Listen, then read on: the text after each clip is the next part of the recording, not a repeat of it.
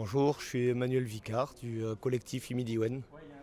Le spectacle, c'est l'aboutissement de longues années de mariage. Il faut savoir qu'un mariage culturel entre des cultures musicales qui sont aussi éloignées que celles du nord du Mali, dans la Drare des Ifora, et nous, notre culture française et notre pratique de la musique, ça se fait pas en un jour. C'est-à-dire c'est une longue rencontre qui est en même temps une rencontre humaine.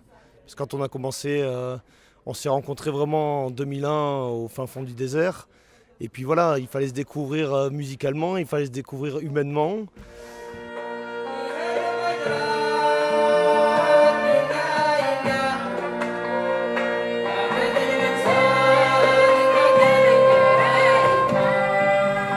C'est la musique qui nous a permis de créer l'histoire humaine et c'est les bonnes relations humaines qui nous ont permis de faire avancer la musique. Il y a aussi de la flûte, du violon, voilà, ça c'était la musique traditionnelle. Il y a la musique qui est plus issue de l'éducation populaire, c'est-à-dire que là-bas il y a des théâtres, comme un peu partout au Mali, avec une création musicale par rapport à ça et de théâtre qui va passer en différents coins du pays. Donc ça c'était les créations de la jeunesse. Et puis il y a aussi le desert blues avec la guitare électrique.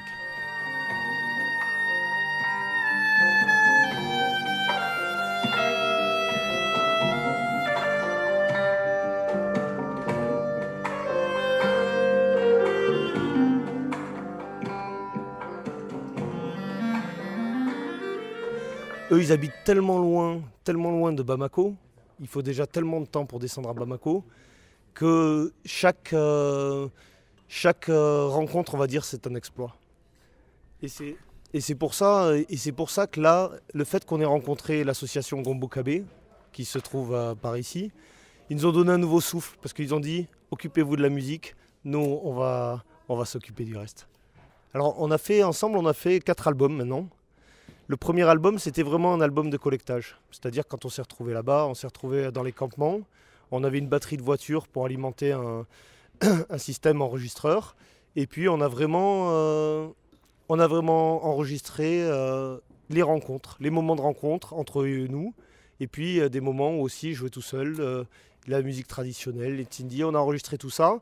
Et puis on est revenu en France. On a fait un album à partir de ça. On a fait plein de cassettes qu'on a renvoyées dans la Drare. Et donc cet album, il a circulé vachement dans la Drare des Ifora. Parce que c'était en même temps une mise en valeur de toute la richesse culturelle qui existait là-bas. Parce que là, on avait pu l'enregistrer avec du bon son. Même si c'était pris vraiment en reporter, il y avait quand même une belle qualité de son, il y avait des cassettes. Donc du coup, ça a redonné de la valeur aussi à la musique même des vieux, à la musique traditionnelle.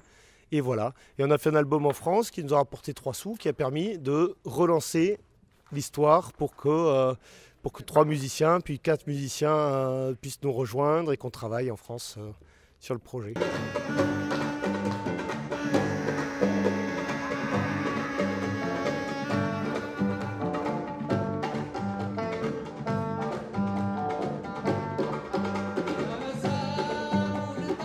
Je m'appelle Eya Samake, je suis de la région de Kidal. Mais c'est vrai qu'au début, quand on nous a dit qu'il y a des musiciens qui vont quitter la France pour venir chez nous dans le désert, on s'est demandé mais qu'est-ce que ces musiciens viennent chercher? Parce que nous sommes au désert, nous sommes très loin, et c'est vrai que nous ne faisons pas de la bonne musique, mais qu'est-ce qui...